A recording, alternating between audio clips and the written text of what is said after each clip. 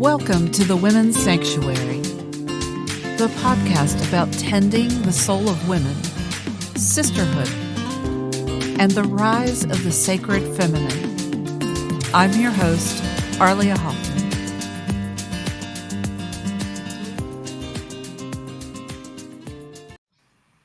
Hello, everyone. Welcome back to the Women's Sanctuary. I'm your host, Arlia Hoffman. I am thrilled today to be welcoming new friend, someone I've met recently, and she and I really hit it off, and you will find out why in a moment. And her name is Amy Getz, and she is with IRC Wealth. Hey, Amy, how are you? I am so good and delighted to be here. I'm thrilled to have you. So I'm going to read a little bit about you, and then we'll dive right into it. Let's go. Amy Getz believes wealth and financial freedom are for everyone. She's a financial advisor with IRC Wealth, an SEC-registered boutique investment firm. She's a CPA and a CDFA, which is Certified Divorce Financial Analyst. I could have used you about 20 years ago. Amy is on a mission to educate individuals about their finances and empower them to set big goals for their financial future. Letting go of limiting beliefs around money and facing the real numbers allows people to quiet the stress loop in their minds and elevate everyone around them. Wealth in the hands of good people changes the world. Absolutely. When she's not working, Amy loves to travel with her family, connect with friends, and read a good book. Amy Getz, welcome. Thank you. I am thrilled to have you here. You and I spoke recently, and I really got an intimate look at how you view women and money and wealth, and just was just blown away by it, because there are a lot of women in wealth management, and that's fantastic. And there are a lot of coaches in the fields, in a lot of different fields, talking about transforming the way women look at money, transforming the way we've been taught in relationship with money. I mean, there's so much there. And so I was thrilled to hear your particular approach to it, which we will get into. So tell us a little bit about yourself that I may not have already shared, and how you came to this moment in time of being of working in women's wealth management. Well, yes, I'm excited to share. I love to hear the backstory of people and how they landed where they are. And I'm always amazed at the right and perfect place where people find themselves when they're in alignment with what they're doing. I think what's a unique backstory in that I was a CPA, I was an accountant for several years, and I had 3 children in 4 years and didn't feel like I was doing either job well, mom or my full-time role. So I became a stay-at-home mom for over a decade, and I was very invested in my children and volunteering. I was the treasurer of everything. And I had a financial advisor. My husband and I worked with a financial advisor at IRC Wealth during that time. So we would meet with him twice a year and update our financial plan. And at one point, I'll never forget, I was cleaning out my pantry and he called me, and I thought, what's he calling me for? And he said, I need someone to do some accounting for some of my clients. Could you help me? It was remote. I hadn't looked for a job. And I thought, okay, that sounds great. I guess I did a pretty good job, because at one point he put time on our calendar and I thought we were going to be talking about a client. But in the end, he said, you can do what I do and you can do it better, which was his way of giving me the confidence to say yes. So I, with excitedness and, trepidation, said yes and became a financial advisor, and had no idea that it was going to be the absolute joy and passion of my life. I couldn't imagine going back into accounting, but I still had useful skills. So I was originally going to do it part-time, but that didn't last very long. And so for the last 4 years, I've been on a journey of really developing my own style and way to work with clients. And what you were referencing is my mentor is an absolute wonderful man, David Ragland, the CEO of IRC Wealth. But I thought I had to do financial planning like him. right? I Mm. was learning under him. I was following his way. And while he did teach me a wonderful system, it was when I recognized that I wasn't male or, in that role. And when I started to lean into my feminine energy, when I started to lean into using my intuition to really talking not just about numbers, but leaning into the feelings of Mm. wealth, abundance, and scarcity, your money mindset, your limiting beliefs. When I started bringing that forward and having those deep conversations with people was when my business completely changed. And I have to say, the universe gifted this role to me on a beautiful silver platter. And I feel like it continues to gift me the right and perfect clients because I'm showing up in a way that allows people to know that it's more than just numbers on a page. It's really about their feelings and understanding that wealth and financial freedom literally is for everyone. I truly, in Mm. my heart of hearts, believe that. I don't think you can start too young or too late. Everyone has that divine right, and I'm Hmm. here to show them the way. That's beautiful. There are so many people who don't believe that, right? Or and even if and may not even be aware that they don't believe that. Correct. So, what was that process like? Okay, so you're an accountant and you take some time off and you go back into wealth management. That's where did you see? How did you come to the point that things began to shift for you into saying, I have a different approach and I'm gonna run with it.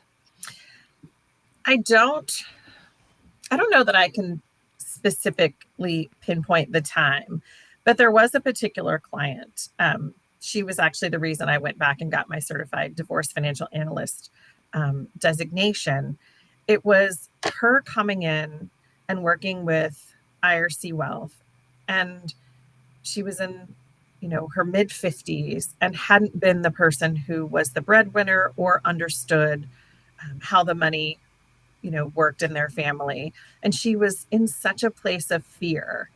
And it was in doing that, working with that client, with David, who is amazing, but I brought a more soft feminine energy, which I just felt like she needed. I wanted to Mm. comfort her. I wanted to, kind of wrap my arms around her and tell her it was going to be okay.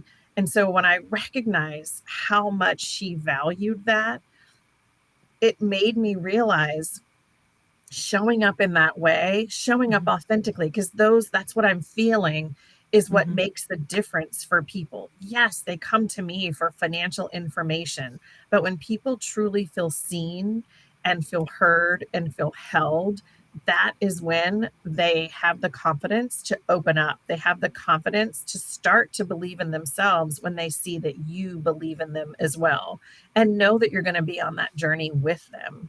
So I think that was a year or two into working. I, and David told me at the time that he knew that there needed to be a more feminine energy in the practice, which is why he hired me to begin with. It just took me building my confidence in the nuts and bolts of wealth planning before I felt comfortable really showing up in that way. Wow, I mean, that's so powerful. And I had a question and it's just gone. It's okay. It'll Um, come later. um, you were telling the story about your client, Mhm. and um, I guess showing up in vulnerability and authenticity and really seeing each other. They're all good coaching skills, but maybe not something we realize we also need from our financial professionals. I absolutely would agree. And so many times I've had clients who have transitioned from other places because they felt like someone actually listened, Mm. because they felt like someone actually wanted to educate them and not just tell them what to do. Mm. I look at it as this is a team sport, and I'm a member of your team. It's always your money. I'm just here to give you the recommendations and the explanation as to why. And I want you to make those decisions as it relates to I'm going to make your investment decisions. You're trusting me with your money, but I want you to feel confident in every step of the way that you are on the team with me. It's Mm-hmm. I think oftentimes in my industry, and I can say that because I'm in it, people want you to think that you're not smart enough to do this, that you Mm. need them. They want to put themselves in an elevated position. Whereas I like to tell people constantly, the money, the numbers are the easy part. It's the financial emotions, the decision making that is the most complicated. We all know how to be wealthy, spend less than you make and save. Why aren't we all absolutely, you know, s- swimming in abundance? It's because we get in our own way. And so I think just allowing people to feel seen, heard, to educate them on the process, what we're doing, Mm-hmm. why this makes sense for them, can be a more feminine approach to financial planning. And it has resonated.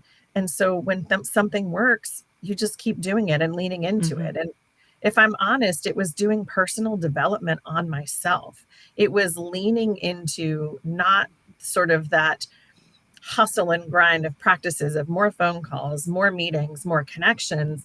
It was leaning into that space of let me work on my own money mindset. Let me make sure that I'm sitting in a space of abundance and not scarcity. Let me work Mm-hmm. on my limiting beliefs. And when I had those tackled, I was able to show up in a way that allowed people to go on that journey for themselves. So I don't actually think that it was, yes, it was particular clients, but it was really the journey to work on myself that Mm-hmm. allowed me to become financially free and show up in a way that represents that for other people.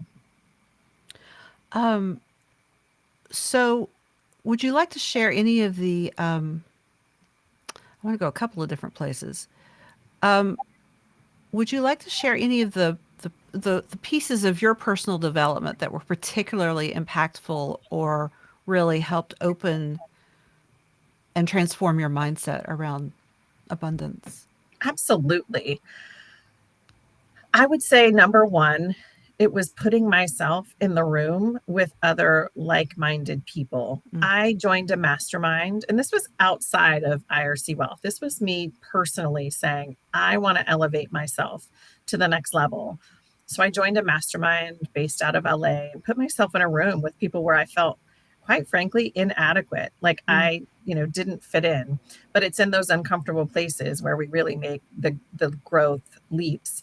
And so I just connected with all of these amazing people. And what I went into that room for was definitely more masculine. It was, oh, I'm going to, have courses, and I'm going to do all of this social media content, and I'm going to do all these things.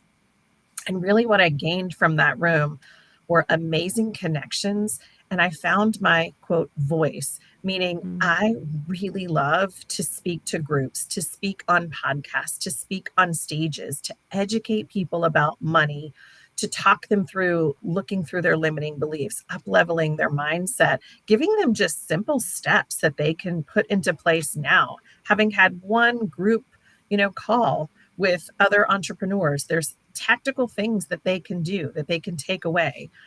And so it was putting myself in the room and recognizing that it was not for all of the tasks, but it Mm. was the connections. Mm-hmm. And then, secondly, it was truly working on understanding, reading a lot of books. I've taken a lot of courses, I've gone on retreats, and sitting in the space of meditating, scripting, really understanding the laws of attraction, manifesting, keeping your mindset elevated and staying present, not living in the past, not going too far in the future, but really feeling into the present moment.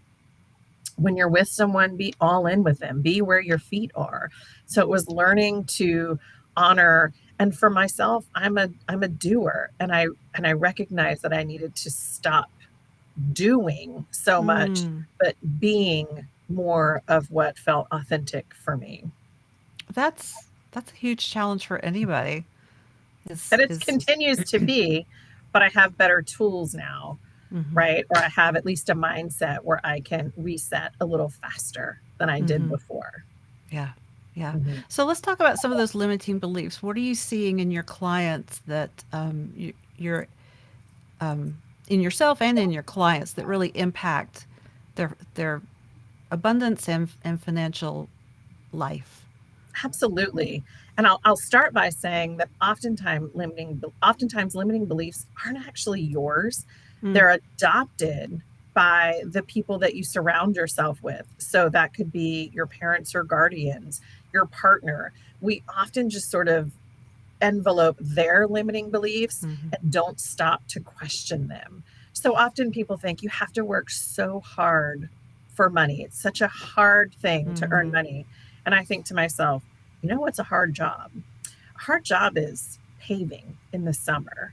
Are those the highest earners? No, it's not. We don't have to work physically, mentally, and emotionally so hard to earn money. It's just that thought process. People often think that rich people are greedy. They, again, that's adopted a lot of times from their childhood or from places. mhm, And I think to myself, without people who live in abundance, then we wouldn't have those that are giving to lift up everyone else around them. I really talk to women about being for profit. Oftentimes, women don't feel like they deserve to take mm, money from their business, or they don't deserve to live in abundance. And I challenge them with, what great things can you do in this world with more abundance? You can't be poor enough to help someone. So if you mm, recognize that it's resources that lift others up, including yourself, then you would let go of the limiting belief that you don't deserve an abundance, great wealth. So those are some of the things that come up often, is people thinking that they don't actually deserve this abundance. Who says? There's not a pie in the sky that says if I have more, you have less. There's plenty oh for yeah. everyone.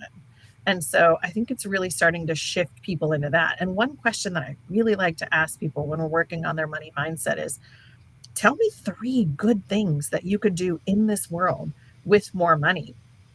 And oftentimes people are like, oh, I could start a charity. I could have Mm, all the clean water. I could solve climate change. And one of the most profound answers came from a woman that actually was someone that we had released as a client. Her account balance was really, really low. We had worked with her through a point, and it was a lovely transition. She was grateful. I was gracious. And I told her, if you ever need anything, please reach out. And she did email, and she said, I don't expect you to respond. I know you said I could reach out. So here I am. And I just had an hour-long conversation, really helping her, because she was one that was, again, really struggling with her money mindset, her value, her beliefs. And when we wrapped up that call, she was in tears. And I asked her this question: tell me three good things you could do in this world with more money. Because she just didn't feel like she deserved it, which is why she was in the place she was in. And she said, I just need time to think about it, but I'll respond. And sure enough, she sent me an email. And it was the most beautiful response that I feel I could have ever gotten to those mm, questions. It was, I can tip generously. The people that work in the service industry deserve as much as I can tip. I can shop locally, mom and pop stores in my community to serve other people. And then our third one was, I can travel, not at the Ritz Carlton level, but I can travel, see the world, understand other cultures, and recognize that we're all connected humans. So, I mean, her beautiful. answers were simple, yet so powerful and so beautiful. And so I challenge everyone to truly think of three good things you can do, and they don't have to be huge if you had an excess of abundance or more money.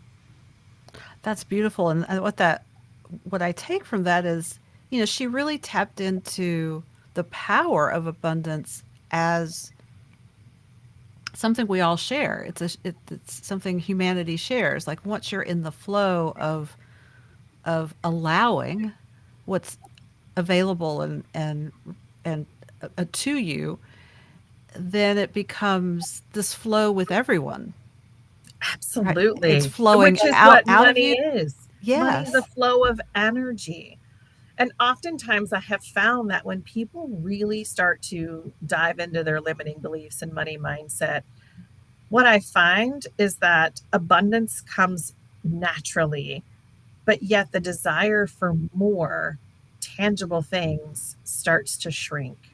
It's like when Mm, we really start to understand that money is flow, money is energy, and it continues to come. It's like we almost kind of loosen our grip. I like to tell people, it's important to be in the space of gratitude and giving, because Mm, if you have your fists closed really tight, it's really hard to receive. But when you open your hands and you're willing to share of your time, talent, and treasure, it's when you're open to receiving as well. Excuse me. So, recognizing that the more abundance you have, the more you give, the more comes back to you. And at some point, experiences and helping others starts to become more of a priority than mhm, all the tangible things. Don't get me wrong. I love a good purse and I love a nice trip, but it also feels really good when I'm in a space to be able to give. Like this woman said, I always think of her. I tip extremely generously. It's a job that, I'm not doing, and I'm grateful that they are, especially nowadays. So mhm. when you can start to sit in gratitude and show gratitude with your time, talent, or treasure, the world just really changes. That's so true. It's so true. My teacher once said gratitude is builds personal power. I love that. Yeah, and I Yeah. was I was in a real fit of complaining, and As she we just often, dropped. we can find ourselves there. Yeah, she dropped that truth bomb on me. I went, oh, I don't empower myself or anyone by looking at what isn't or what I wish was different. It's in that it's really getting into that flow where I tap into what's available and the abundance that's available right here and now. And so I've spent years exploring that statement. How is that true? And yeah, that absolutely the gratitude and the abundance and that spirit of giving, and Mhm. it just creates so much. It doesn't even create it; it helps us access it. Yeah, What's it already just there. shifts. It shifts the paradigm for us. Hmm. And we start to be more present with what we have and grateful for what we have. And, one of my love languages is travel. And Mm. every time I travel and see other parts of the world, other places, I recognize the oneness of all of us, but I also recognize the absolute privilege that we have living here in America. And so even those that maybe don't feel like they have the wealth that they want, we can still look around and be grateful for clean water and Mm. access to a variety of things that make our life better. So there's always a reason to sit in gratitude. Absolutely. So, what else would you want to say to women who are struggling with their mindset Mhm. and who feel like it, well, who feel like it is a struggle and that making money just requires struggle? A couple of different things. I would say reach out, have a call, right? Connect in with me or someone like me. Um, Ask for support. Check in with your friend groups. Put yourself in rooms with amazing women who want to see everyone, including you, succeed. I think it's spending some time really maybe reading a book or two, right? Um, there's a handful of books that you can find that are related to wealth and money mindset. It's putting things like podcast, learning, listening to things, that help you learn and lean into that space. I always find that when I'm in the space of listening and learning and being open, my attitude, my abundance, all of it is elevated other than when I'm just mindlessly scrolling and I get it. We're all tired sometimes, but it takes an effort Mm. to start to learn, to lean into, and we have to start putting um, those steps in place to keep us moving forward. So that is, and the other thing I'd like to say is, you don't have to have a lot to start investing in Mm. yourself. Um, Even if it's just 20, $50 a month, set up that account, automatically transfer that money over. Start to pay yourself. It is actually showing yourself that you're a priority. It's a routine, and I say automate it because if we wait until the end of the month when there's, I'll just use whatever's left Mm-mm. over, magically nothing's ever left over. We're sort of energetically aligned to spend what we have. So we Yeah. have to start paying ourselves like we are one of the necessary expenses that we have, and start small. If you don't have much, great. Start with an amount into your 401k if you work for a company. If you don't, start putting money aside in a savings account. Heck, if you don't even have access to that, then take $20 a week and put it in a coffee can. Yeah. But start somewhere investing in yourself. And over time, that $50 becomes 500, that 500 becomes 1,000, and you start to feel really good about what you're doing and the steps you're taking, and you start to change your mindset. I love that. I've proven that to myself that it's there were plenty of times I wasn't just living hand to mouth, but I was that was my mindset, right? I was just it was going out as fast as it was coming in, sometimes faster, and no matter my income level, I always had a choice Yeah. about where that goes and the choices I make I around love it. that. I love that. We do have choices. But it's working on your mindset. And I would say really journal. What is it that I believe about money? Mm. Write it down and then look at that statement, whatever it is. I grew up with money doesn't grow on trees. Okay, well, literally, money doesn't grow on It, trees. However, I recognize that I don't truly believe that anymore. I believe that the more financially sound that I am, the more that I give, the more that I spend on things that truly matter, the mm, more is coming to me. So write down those beliefs. Are wealthy people greedy? I mean, how many lovely people do we know that are wealthy? They're not greedy. That's not a pervasive trait, but we mhm. can tend to get in that space of scarcity. So write down those limiting beliefs and really ask yourself, is this 100% true? And I can almost guarantee it's not. And then start to reshift, start to rewrite that story. Wealthy people are generous and change the world. I Beautiful. Have you? deserve I deserve more abundance because I'm a good person who's going to do good things with money. I don't Have, have to work hard. I can work smart, right? Like it's really yeah. reframing those limiting Beautiful. beliefs. Mhm. Have you heard of Byron Katie? Of course. Mhm. Well, when you talked about reframing and asking yourself if that's true, her work instantly came to mind. And what are Mhm. the questions? Is this true? And if how can I reframe this? And if this is not true, then how can I reframe it? And I think that's so powerful when we're working with those beliefs. Yeah, I would agree. I mean, you have to, so much of it is in your mind. Hmm. So much of what we create is because we think that's all that's available. And that's a lot of the personal development work that I've done. Our thoughts are our own creation. And when you recognize that you can rewrite your thoughts to change your outcomes, which is a wild concept for those that are maybe new to that. But it's really important to put yourself in the space of believing things to be true before they are, Mm. believing that wealth is yours before it is. I'm one of those people that I love an angel number, 1111 or repeating numbers.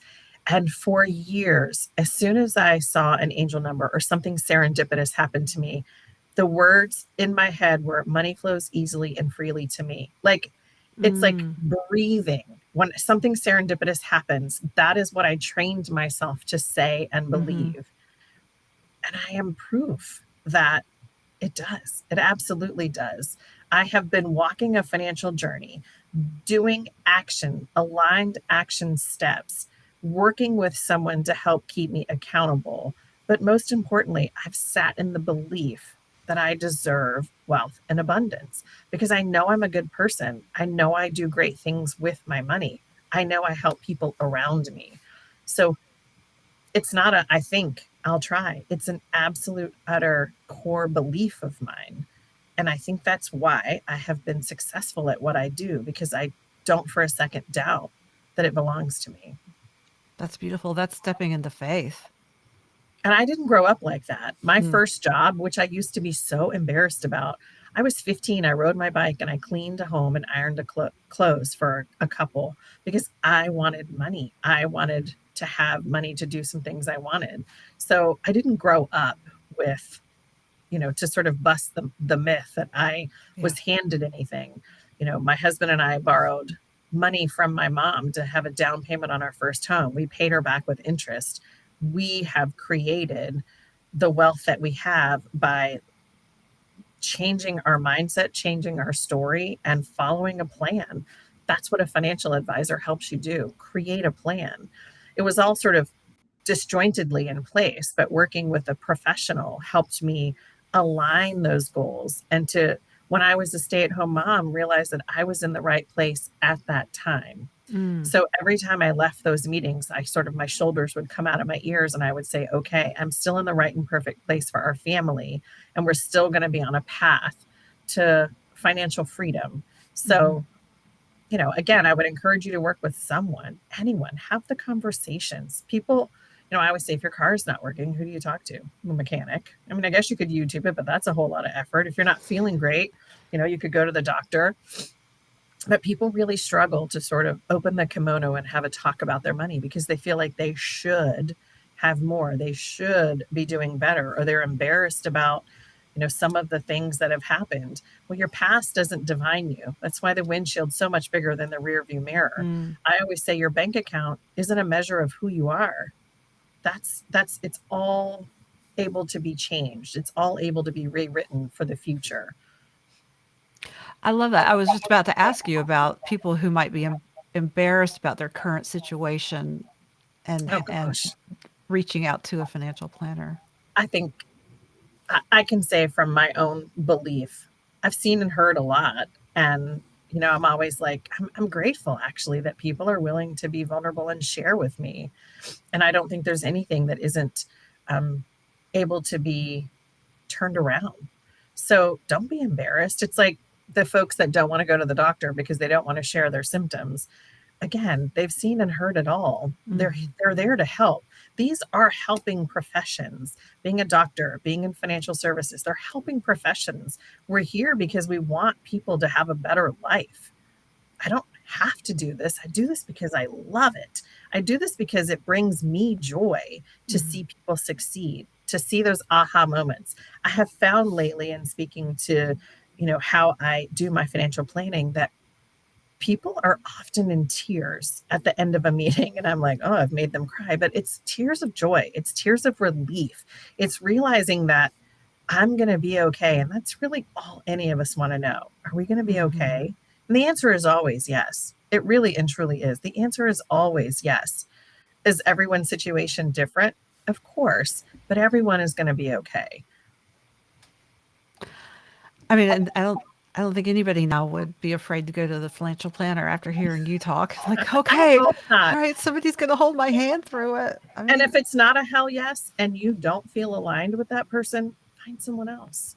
You don't have to stay. If you have someone now and you don't have that relationship, cultivate it with them or find someone that you can. We can change, right? We don't have to stay stuck in a place that doesn't feel authentic and good. I'm super happy when anyone is working with a financial professional. I don't believe in scarcity at all. I mhm. believe in absolutely.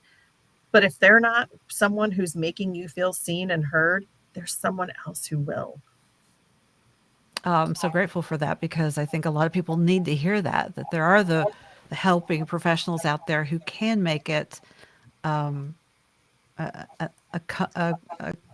A peaceful encouraging, journey. peaceful journey. A Yeah. peaceful journey. Absolutely. Recently, when you and I talked, you shared a client story with me. Would you be willing to share that story or another one about one you recently worked with? I'm sure I would if you remind me. If I You were, shared it, I'm happy to share it again. yeah, you were on the phone with a client when you realized that your approach was more suited to what they needed. Yes. So I had this lovely woman who had inherited some money. And I don't know if this is the story, but this is what's coming to mind. So this is obviously Perfect. what I'm meant to be telling you. And she inherited the advisor of her parents. And as she described it to me, she just felt so placated. So Mm, there, it'll be fine. And she was such a smart woman who really wanted to understand and wanted someone to just take the time and see her and hear her. And we've cultivated a beautiful friendship that's sort of a byproduct of working with me. Most likely, we're just going to be friends to begin with because, those are the people that I'm calling into my life. But her just sitting in tears and telling me that no one listened and she didn't feel safe. I mean, safety is such a thing as it relates Wow. to your money. You have to feel safe. And Yeah. she didn't. And this man had multiple figures of her money and she didn't feel safe. Not that he wasn't a person who was doing anything wrong. It wasn't that. It's just she didn't feel emotionally safe to ask questions, to make changes.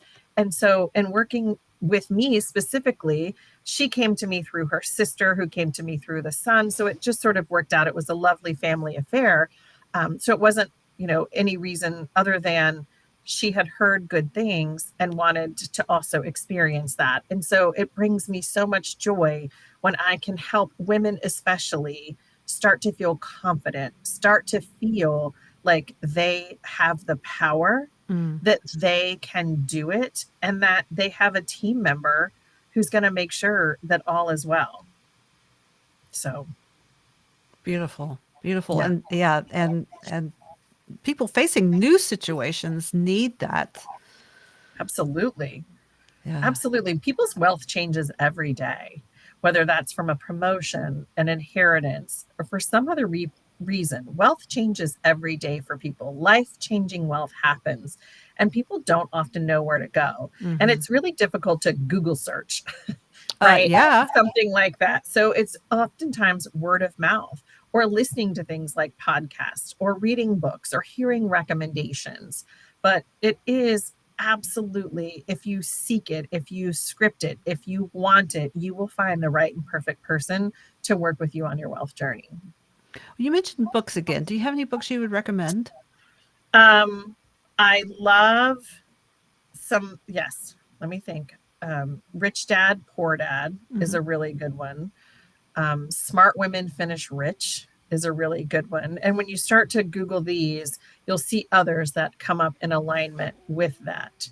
So I just think it's important to read, it's important to listen. For me, my time reading is a little bit more limited. So often, anytime I'm in the car or when I'm getting ready, I have a podcast on. And sometimes they're just for fun. And sometimes they're because I need a mindset shift in myself Mhm. for that particular day. So I would recommend lots of podcasts, such as this one, amazing, but other motivating podcasts. It's less about the tangible, oh, do I put it in an IRA or a 401k? It's more about the belief structure, the mindset. So when I say listen to podcasts and read books, it's because I want you to feel in the space of abundance and know that you can find someone to help you elevate that. There's answers, the Mhm. answers are on Google. That feeling you have to cultivate and find. Oh, absolutely. Um, so do you have any favorite practices that you do or that you would recommend to help people shift their mindset? Yeah, I love suggesting a money date, whether that's with yourself, your romantic partner, your business partner. You need to know your numbers. And oftentimes people think of them like the monster under the bed. If you don't Mm. look, right, you've created this awful story about what's there lurking in the shadows. There's really the power comes in knowing your numbers. So I encourage folks to have a money date with themselves. And when I say that, make it a pleasurable experience. Have a glass of wine, put on some music, say to yourself, I'm going to have a money date, get my numbers straight, and then we're going to go out to dinner. Or I'm going to treat myself to a pedicure, or, however you need to frame it so that it is a pleasurable experience. You need to have the conversations. And I think I said before, personal finance is a team sport, whether that's your financial professional in your team, your spouse, your business partner, whoever. It's a team sport. Mhm. So empower yourself. And if you're not the person who is in charge of the money in your home, that's okay, but make sure that you're educated. So I love the idea of a money date.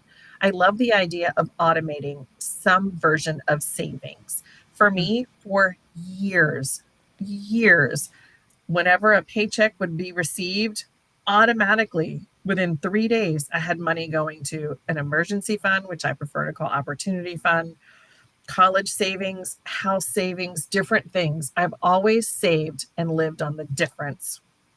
And I Mm. continue to do that today. As soon as money comes into my account, because I know when it's scheduled, first and last of the month, automatically 3 days later, I literally write my paycheck, into my, because I still love to keep a checkbook. I write it down, and then four different savings come straight out of that outside of my 401k, which has already been factored in. So it's really putting in place automatic savings so that you take the thought out of it and you are paying yourself just like you're paying anyone else that you owe in that particular month.